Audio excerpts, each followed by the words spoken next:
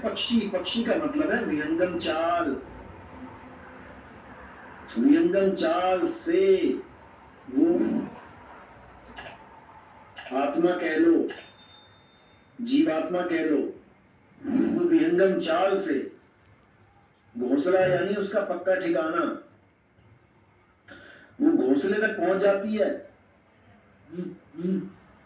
और दाना जो चुगने को मिल रहा है वो क्या है? सत्य नाम है, भूख तुम्हारे, वो कभी खत्म नहीं होते दाने, वहां कोई भूख नहीं लगती।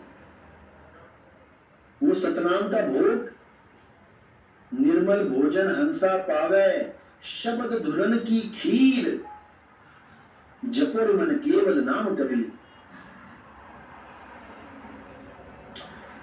तो ये सब संकेत हैं कि कौन से घोंसले में पहुंच जाएगा वो, कौन सा दाना खाएगा वो, और कैसी चाल से जाएगा वो। ये सब कुछ कुरान में समझा दिया गया है, समझदारों के लिए इशारा है वहां पे। शब्द विहंगम, विहंगम का मतलब होता है पक्षी की चाल।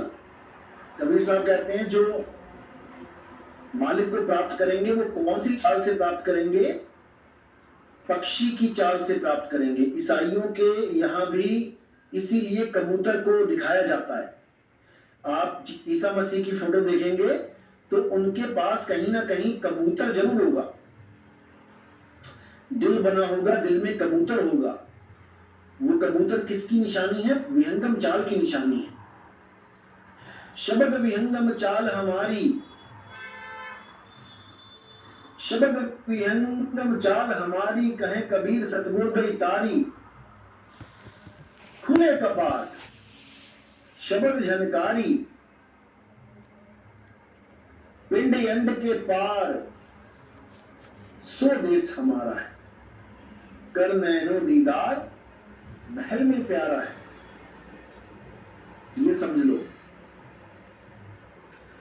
क्योंकि यहां पर विहंगम चाल की बात चल रही है।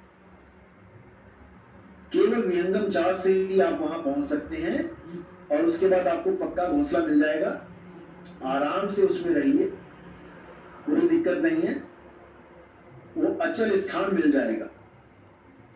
और जितने मर्जी दाने चुगिए, वहां कोई कमी नहीं है।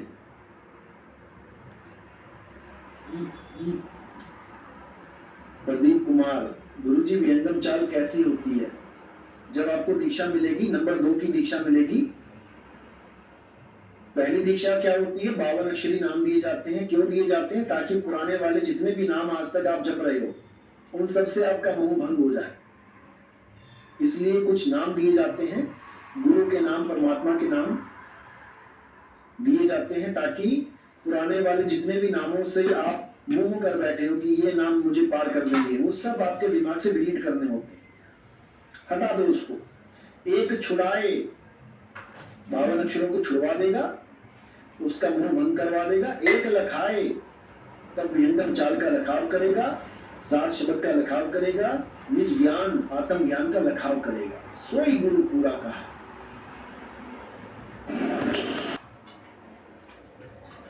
सोई गुरु पूरा कहा है, जो 2 अक्षर का भेद बताए, एक छुड़ाए, एक लखाए, तब प्राणी निज घर को जाए। तब बात बने तो मालिक की दया होगी, जरूर समझ में आएगा। इसलिए हिंदू मुस्लिम सिख ईसाई वाला झगड़ा खत्म कर दो। अब आ जाओ अपने असली फॉर्म में, अब आ जाओ इंसानियत के रास्ते पे, अब आ जाओो अमन और चैन के रास्ते पे, अब आ जाओ एक जिम्मेदार नागरिक होने के रास्ते पे। अब महरदास चार राम के योग का सवाल है कि भगवान इन दोनों को देखो, जब साधन साधना करता है, मूल द्वार से चलता है, स्वाद चक्र में आता है, नाभि में पहुंचता है, हृदय चक्र पार करते हुए, कंठ होते हुए त्रिकुटी में जाता है, और उसके बाद अंदर की यात्रा शुरू करता है। तो अंदर की यात्रा करने में भंवर गुफा आती है।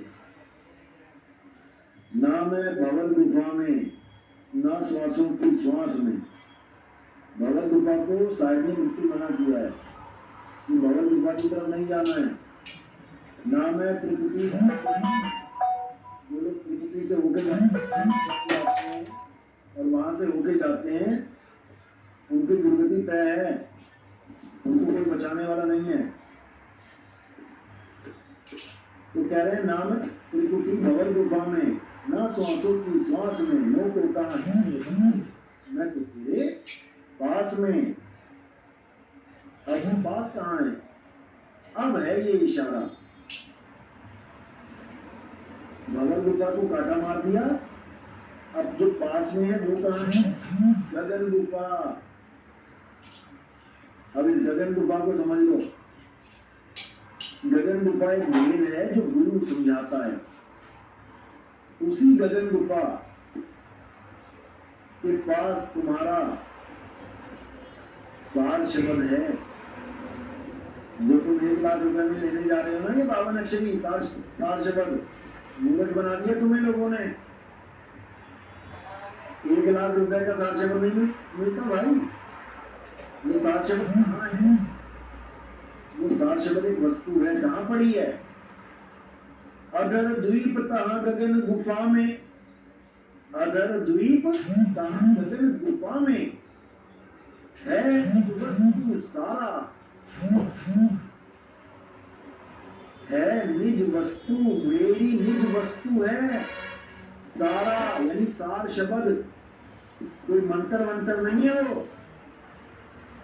ओम सोम सत्य कबीरा, ओम सोम सत्य कबीरा, बस ये जप लिया हो गया, मिल गया सार शब्द।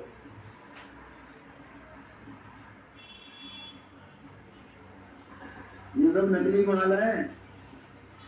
असली सार शब्द कहाँ है? कबीर साहब वाणी में बता रहे हैं। अधर द्वीप तहाँ गगन गुफा में है निज वस्तु सारा, और ज्योति स्वरूपी अलख निरंजन ढलता ध्यान हमारा। तो वो सार शब्द कहाँ पड़ा है? वो वस्तु कहाँ पड़ी है?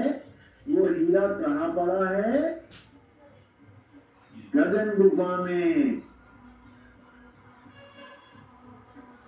जब दूसरी दीक्षा दी जाती है तो गगन गुफा ज्ञान करवाया जाता है। गगन गुफा, समझे? भवन गुफा नहीं। भवन गुफा को छुड़वा दिया जाता है, लेकिन इन लोगों की समझ में ये बात नहीं आएगी। दिक्कत यही है।